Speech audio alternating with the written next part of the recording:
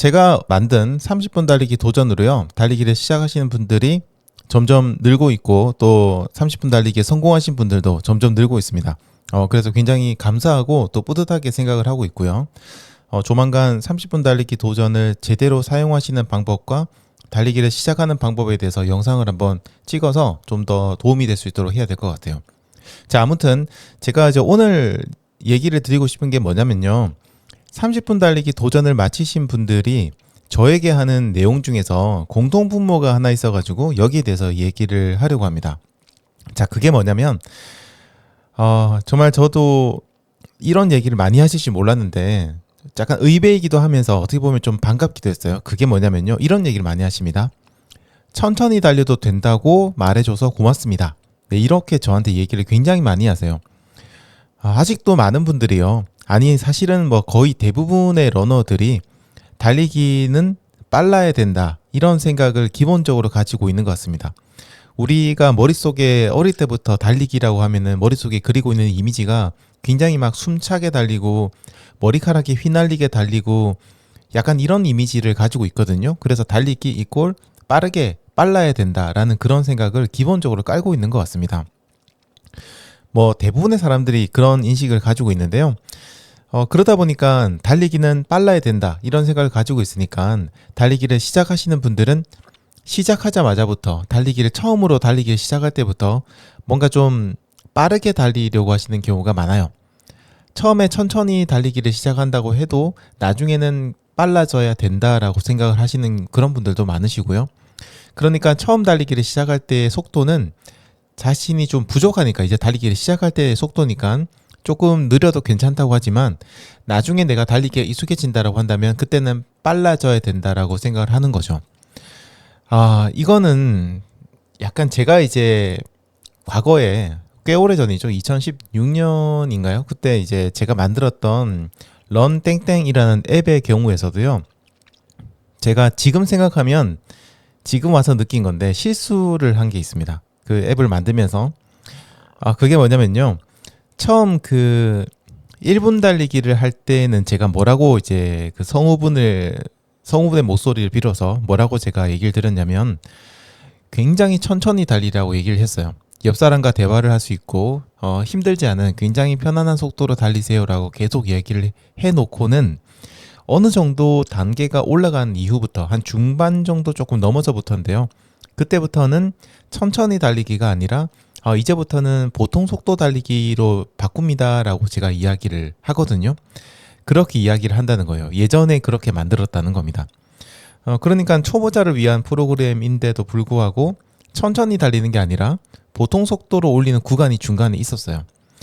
지난 몇 년간 정말 이 앱을 이용해서 달리기를 하시는 분들이 공통적으로 이제 뭐 어떤 커뮤니티나 인터넷 게시판이나 블로그라든지 유튜브라든지 이런 걸 통해서 공통적으로 하셨던 이야기가 한 가지 있는데요. 그게 뭐냐면 제가 아까 얘기 드렸던 천천히 달리기에서 보통 속도로 전환하는 딱 그 타이밍에서 굉장히 좀 힘들었다. 그 구간이 너무너무 힘들었다. 난이도가 갑자기 올라간다. 이런 얘기를 굉장히 많이 하셨습니다.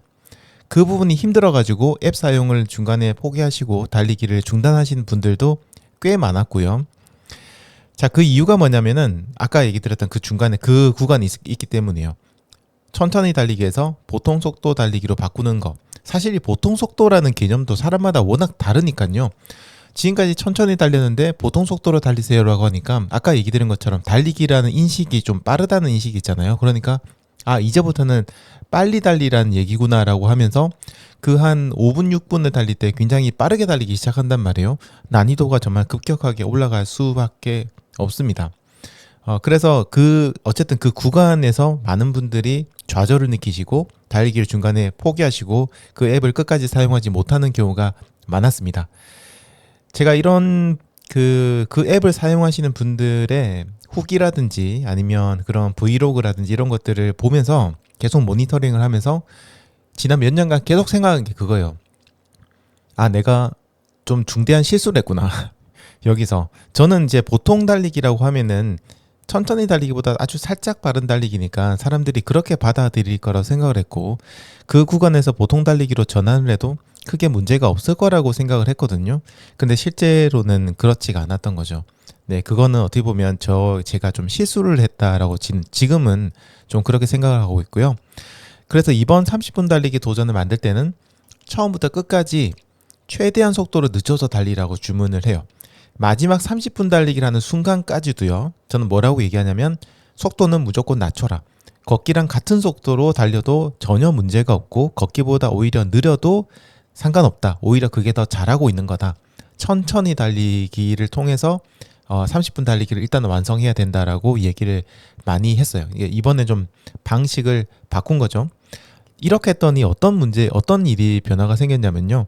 사실 이번에 제가 만든 30분 달리기 도전 같은 경우에도 12회차, 13회차, 14회차, 15회차까지는요. 중간에 달리기 시간이 급격하게 올라갑니다. 갑자기 막 2분, 3분, 5분이 막 추가가 되거든요. 사실 제가 처음에 이 테이블을 만들었을 때는 분명 이 구간에서 조금 사람들이 힘들어하지 않을까라는 생각을 했는데 시간이 꽤 많이 늘어남에도 불구하고 제가 생각한 것보다는 굉장히 많은 분들이 30분 달리기에 성공을 하시게 됐어요. 지금 이제 생각해보면 과거에 저는 어느 정도 속도도 좀 중요하게 생각했던 게 아닐까 생각을 합니다. 그 앱을 만들 때는요.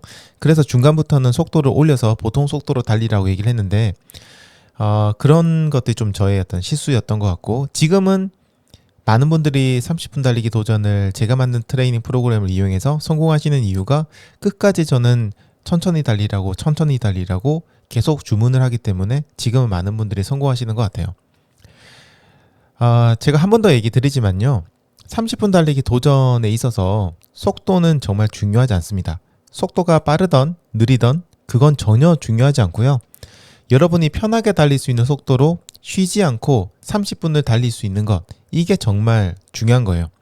일단은 30분 달리기를 좀 느리더라도 성공을 하신 이후에 계속 달리기를 하시면서 점차 속도를 꾸준하게 올리셔도 충분해요. 자, 그러다 보니까 혹시 30분 달리기를 하려고 마음을 먹으셨거나 부상 이후에 다시 시작하려는 분들이 계시다면요. 속도는 그냥 여러분들이 달릴 수 있는 가장 편안한 속도로 마지막까지 달려주시기 바라고요. 30분 달리기를 끝내고 난 이후에 30분 달리기를 반복해서 하면서 점진적으로 속도를 올려주시면 됩니다. 처음부터 속도를 올리다가 부상당하고 더 오랫동안 달리기를 하지 못해서 이렇게 되면은 결과적으로 본다면은 천천히 달리기를 하는 것보다 더 많이 달리지 못하고 달리기 효과도 보지 못하는 그런 경우가 있거든요. 그런 일은 없으셨으면 좋겠습니다. 그리고 지금 이 방송을 들으면서 달리시는 분들 이미 30분 이상을 충분히 달릴 수 있는 분들이실 텐데요. 이런 분들도 마찬가지입니다. 일단은 여러분들이 특정 거리를 도전하신다, 하프나 풀코스를 도전하신다 이런 경우라고 한다면은 우선은 천천히 달리기 그 거리를 천천히 달리는 것부터 먼저 마스터를 하시는 게 좋습니다. 처음 달리기를 하실 때는 먼저 그 천천히 달리기를 먼저 하셔야 돼요.